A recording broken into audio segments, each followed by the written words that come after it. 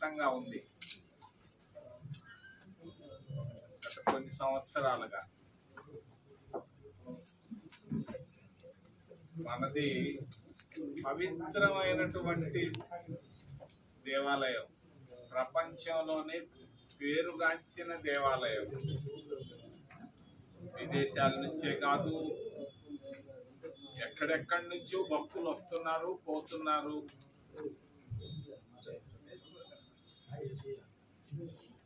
కానీ బాధతో మేము ముందుకు వస్తున్నాను. ఈరోజు ఇంత గొప్ప పుణ్యక్షేత్రంలో కన్నీళ్లు కనపడుతున్నాయి. ఇదొక కన్నీళ్లు క్షేత్రంగా మారుతా ఉంది. కారణం ఒక పక్క ఆకలి, ఇంకొక పక్క అప్పులు, ఆవేదన, నిరుద్యోగం, నివాసాలు లేక, ఆవాసాలు లేక అగచాటు. ప్రభుత్వాలు వస్తున్నాయి, పోతున్నాయి. వచ్చిన ప్రభుత్వాలు అయోమయం. ఇప్పుడు వచ్చిన ప్రభుత్వం అప్పుడే చెప్పకూడదు, 2 నెలలే.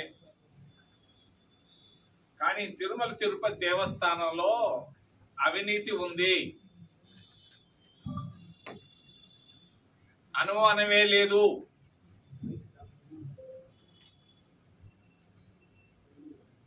ఆరు నెలల క్రితం 100 కోట్ల రూపాయలు డబ్బు చేతులు మారింది, అనుమానమే లేదు. అనుమానం ఉంటేనే మాట్లాడేవాడుగా. 1200 కోట్ల రూపాయలు కాంట్రాక్ట్లు ఇచ్చారు, అనవసరంగా ఇచ్చారు. అవసరం ఉందా? చౌల్ట్రీని కొట్టాల్సిన అవసరం ఉందా? రోడ్లకి ఏమైనా ఇబ్బంది ఉందా? 1200 కోట్ల రూపాయలు పవిత్రమైనటువంటి పేదవాళ్ళు వేసినటువంటి రూపాయి, 5 రూపాయలు, ఆ డబ్బుల్లో నుంచి ఇంత డబ్బు ఖర్చు పెట్టాలరా? ఎంత గొప్పది! మిగిలిన డబ్బు వేరు, ప్రభుత్వ డబ్బు వేరు. అక్కడ పవిత్రమైనటువంటి హుండీలో పడ్డటువంటి డబ్బు వేరు. ఆ డబ్బుని, పవిత్రమైన డబ్బుని అపవిత్రంగా చేయడం అనేది నేను చేతులెత్తి చూపిస్తున్నాను, ఏలెత్తి చూపిస్తున్నాను. అదే నేతలు. 100 కోట్ల రూపాయలు డబ్బు మారింది కాంట్రాక్టర్ల చేతుల్లో నుంచి. ఎవరి చేతికి వెళ్ళిందో నాకైతే తెలియదు. 10%, 1% కాదు, 10%. ఎక్కడ పోయింది డబ్బు? ఏంది విజిలెన్స్? ఎక్కడుంది విజిలెన్స్? లెన్సే లేదు, మళ్ళా దానికి ఒక విజిలెన్స్. దరిద్రం. 100 కోట్లు ఏంది? పవిత్రమైనటువంటి డబ్బు 100 కోట్ల రూపాయలు కాంట్రాక్టర్ల చేతుల్లో నుంచి వ్యక్తుల చేతుల్లోకి రావడం అనేది తప్పు, తప్పు, తప్పు, తప్పు, తప్పు. మాట్లాడకుండా ఉండలేము, తెలిసి ఉండలేము. ఎంతకాలం ఉంటాం? నిన్న నిప్పెందుకు పెట్టారు? మదనపల్లిలో పెట్టారు, వాణిలే పెట్టుకోండి, అది తప్పే. కానీ ఒక పవిత్రమైనటువంటి దేవాలయంలో, దేవాలయం సంబంధించిన పరిపాలనా భవనంలో నిప్పెట్టొస్తుంది. ఏసీలు ఉన్నాయి, జబర్దస్త్గా సెంట్రల్ ఏసీలు ఉన్నాయి. ఎట్లా ఫైల్ కాలుతుంది?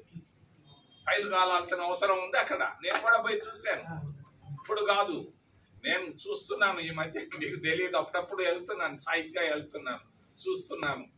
ఇంజనీరింగ్ శాఖ అనేది ఈఓ పరిపాలన ఆయన బిల్డింగ్ కి రాయిసిరేంత దూరంలో ఉంది.